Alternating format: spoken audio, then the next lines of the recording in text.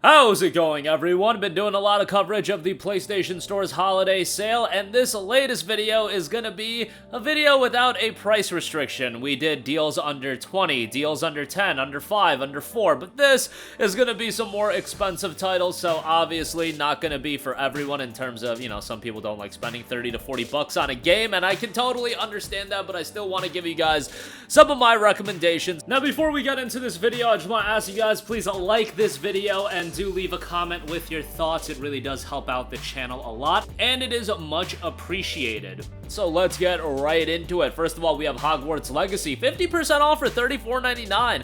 Honestly, did not think Hogwarts Legacy was gonna go on sale with this deep of a discount this year when the game was leading up to its release, just because I was like, yo, this game is gonna crush it from a sales standpoint, which it did, and I was just like, yo, WB is gonna see, yo, people are gonna buy this during the holidays, why even put it on sale? But I guess the other argument could be so many people have already bought the game and it came out all the way back in February that why not jolt up its sales even more with a sizable discount, and you do have that here with 50% off for 35 bucks. I thought Hogwarts Legacy was a really good game. I didn't put it in my mix for Game of the Year, but it's at that tier right below Game of the Year, or maybe a tier below that, like tier 2, tier 3 in terms of my favorite games of the year. Thought it was really good from a gameplay standpoint, thought the magical combat was really well done. I'm not a big Harry Potter fan, so it's like if you're a Harry Potter fan, you'll probably like this game a lot more than I did. But even I did really like the game, and I thought it was really well done. 35 bucks is great. I'm sure they're gonna do a sequel because guess what? These companies like to print money, and Hogwarts Legacy 2 would print money, so I do expect that to happen at some point.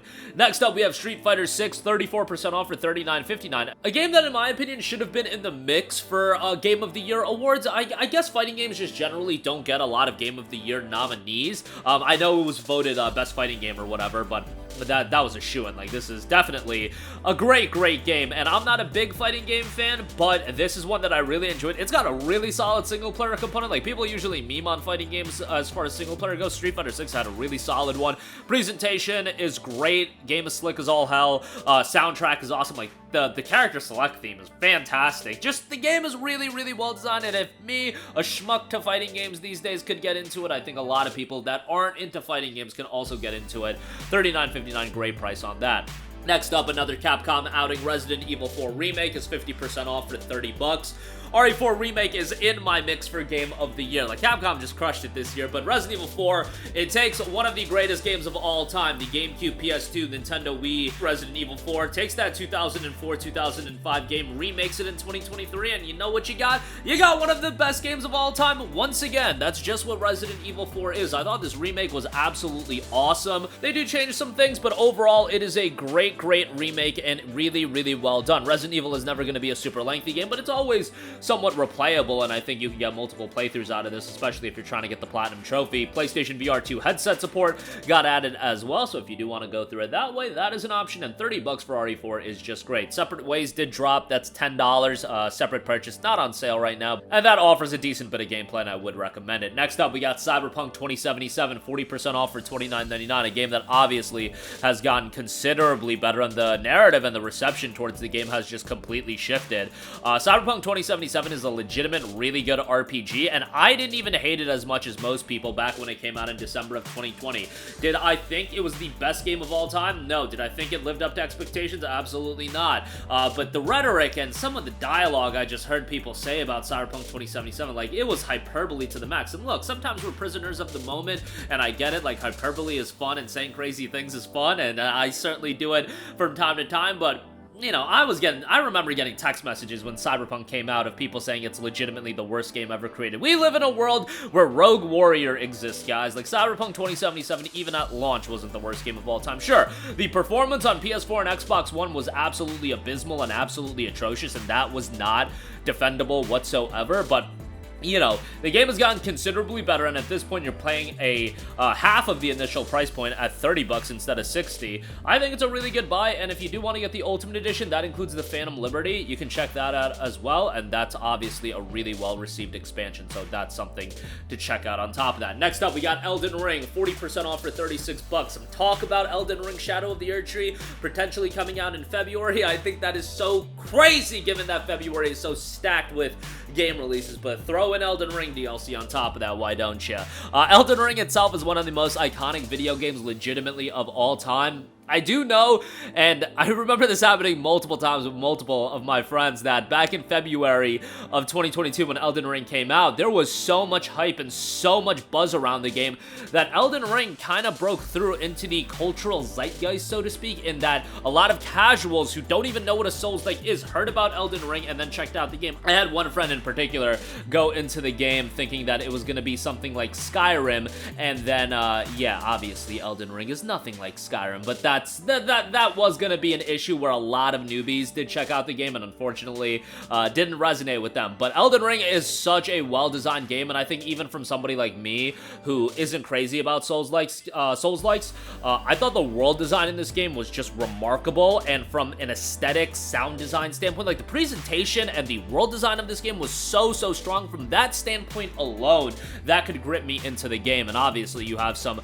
really ridiculous boss fights, and it's challenging as ever. I know some people just blitz through these Souls titles like they're nothing these days, and I know it's more of a get good kind of thing, and I'll just never be good at these games. And yo, my issue is, like, I do these boss fights and I swear, like, obviously you're supposed to change up your tactics and change up what you do, but I'm just stubborn as all hell, and I just keep trying the same things and hoping it'll eventually work. And sometimes, like, bosses took me 2 to 3 hours in this game to complete, and 2 to 3 hours for one boss probably isn't anything that crazy, but, like, yo, 2 to 3 hours for me putting it in to beat a boss in Elden Ring, that was insane. And it's not my cup of tea, but you know, maybe I just gotta get good. That is definitely an opinion to be had. Next up, we got Star Wars Jedi Survivor. You guys already knew this was coming if you were following this channel. 50% off for $34.99. They just refined the performance mode as well, and runs a lot better. Guys, I love Jedi Survivor. I think this game is awesome, and it might be my game of the year for 2023. Based on how I constantly talk about it, like, I don't want to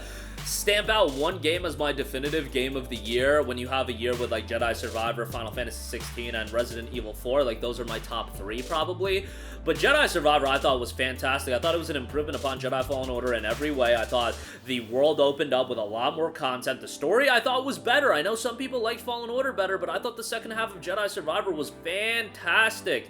And yeah, just really enjoyed the game. They fixed up the map as well, which really did make me enjoy the game a lot more. I just love Jedi Survivor. Thought it was great. Obviously play Fallen Order first, but Survivor for 35 bucks is a great pickup. Next up, Dead Space Remake, 60% off at $28. A fantastic remake. Kind of got overshadowed by another horror game getting a remake in Resident Evil 4 just a month and a half later, and Resident Evil 4 is the better game. But Dead Space totally outshined Callisto Protocol. So, you know, what comes around goes around. Dead Space Remake turned out really well. Motive Studios did a good job with it. I hope they do more with Dead Space as an IP because there's a lot of potential with it going forward. And $28 for this, maybe it's still seen as a little bit too expensive, but you know, I think it's worth it, and it is available in EA Play, so if you do want to play it that way, that is an option as well. Next up, we got No Man's Sky, 50% off for $29.99.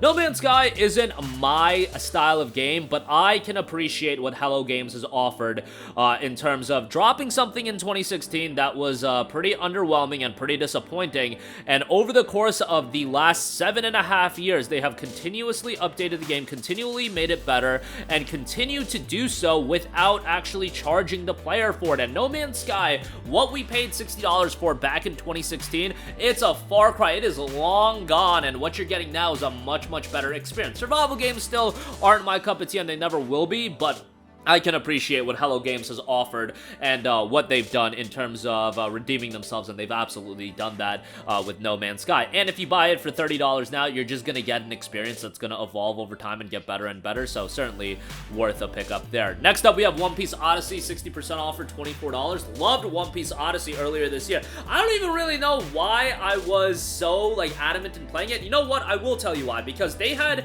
a good release date for this game. I want to say it was, like, early January 6th or January 13th, right around that range, coming right off the holidays and before the wave of big releases that tend to happen in the beginning of the year. So Odyssey came out in this time where there weren't a ton of big games around it, and I was just like, yo, let me check out Odyssey. ended up really enjoying it. And you guys know I don't care about One Piece. Ain't no way in hell you're gonna sit me down and get me to watch 1,000 episodes. Look, I like that Gaio theme song or whatever from the 4Kid days or whatever it was, but you ain't getting me to watch 1,000 episodes of One Piece. It ain't happening. But as a turn-based JRPG, One Piece Odyssey is a damn good game and mechanically well done. And if you're a One Piece fan, you'll enjoy it even more than I did, since the whole shtick of the game is you go back and revisit these iconic One Piece areas and, you know, I'm guessing arcs of the anime, and you go and fight iconic enemies. But really done well, well done JRPG. 24 bucks I think is a great price, and it's a legitimately lengthy JRPG. It's like a 40-hour game.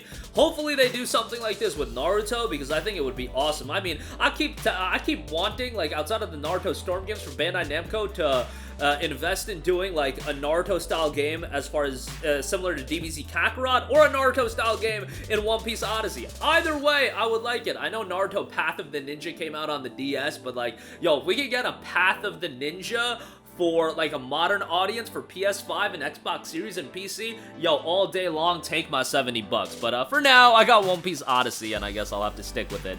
Next up, want to give a shout out to Immortals of Aveum, 60% off for $28. Now, I've been pretty vocal about this game and my opinions on it. It does have a free trial available, which I would recommend you to try that out. And also keep in mind that this is an EA published game. It will eventually end up in EA Access, as will Star Wars Jedi Survivor, Dead Space Remake already in there, Wild Hearts already in there, to name a few. Immortals of Aveum is a game that I liked a lot of elements of. I thought the visuals were really good. I thought the gameplay was awesome. You know, it's fast-paced, it's magical combat. I thought it was well done. I thought the platforming was really good. Soundtrack's pretty good.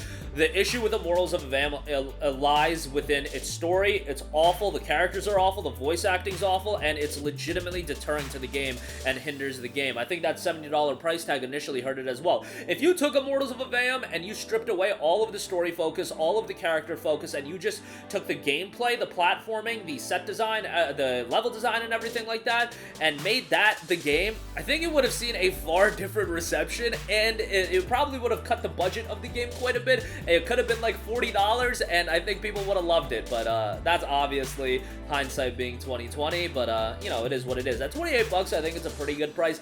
Once this gets down like under 20 and really at that 15 range, I'm gonna say slam dunk, pick it up all day long, but at 28, I still think it's a decent pickup, and I wanted to give it a shout. Next up, we got Attack on Titan 2 Final Battle, 50% off for $29.99. Attack on Titan just wrapped up. The anime series is over.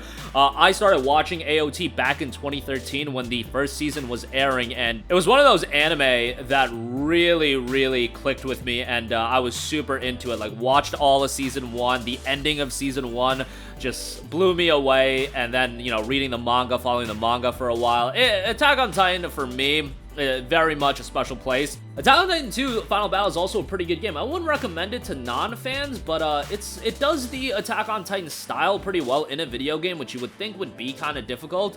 You know, the maneuver gear and everything like that, but they do a pretty good job with it. It would be great if they could have done something with Hiroyuki Sawano, who is the composer of AOT, to get that soundtrack of Attack on Titan on Attack on Titan 2 Final Battle, because I really think if they got the AOT soundtrack into the game, it would have been next level. It would have made a lot more people check it out, but we can't have nice things, as I often say, so it is what it is. And lastly, we got Kingdom Hearts All-in-One package, 60% off for $39.99. This is finally coming down in price. It was settling in at 60 bucks for a while after being 30 for a long time. Then it shot up. Now it's going back down. This runs the gamut of Kingdom Hearts content. Kingdom Hearts 1.5, 2.5, 2.8, and Kingdom Hearts 3. The only thing you're missing is the Remind DLC, but that's not that big of a deal. Kingdom Hearts 3 as a whole, I'm not a big fan of, but it's still worthwhile to play through. Obviously, play the game sequentially. Kingdom Hearts 1 absolutely shows its age, but a worthwhile playthrough in that. And Kingdom Hearts 2, in my opinion, is just fantastic. And you do get other stuff. Raid Chain of Memories is in there. Birth by Sleep is in there. Dream Drop Distance is in there. It's a lot of content. A bunch of cutscenes from other games. It is an absurd amount of stuff that you're getting for your $40. So yes, while it is one of the most expensive titles in this list, on this list, and you know, I believe the most expensive actually, because Street Fighter 6 is $39.59. For all the content you're getting, I do think it's worth it. But that is gonna do it for me. Again, a lot of great stuff under the price of $20 right now. Check it out. Links in the description box below. But that is gonna do it for me. Sound off with all of your thoughts in the comment section down below. As always, thank you for watching, and goodbye. Hey guys, we hope you enjoyed the video, and if you did, make sure to hit the subscribe button, and if you're already subscribed, do us a favor and hit the bell icon. This way you'll be notified whenever we post a new video. That's the best way to keep up with all of our uploads, and we usually try to upload 2 videos a day. And with the bell icon hit, you'll be notified whenever we do upload a video. As always, thanks for watching.